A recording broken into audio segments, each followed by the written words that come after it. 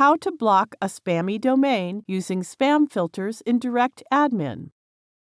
We assume you have already logged into your DirectAdmin account. Now click Spam Filters icon.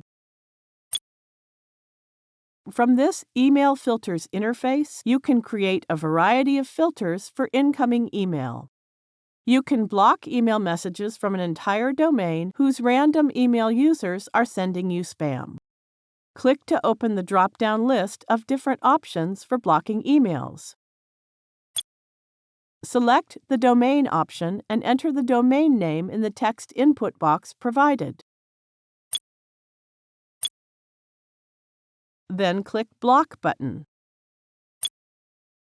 Email has been blocked from the entered domain.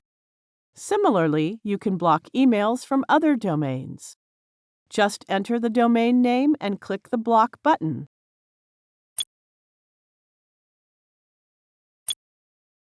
All the blocked domains are listed here. You now know how to block emails from a particular domain. Thank you for watching.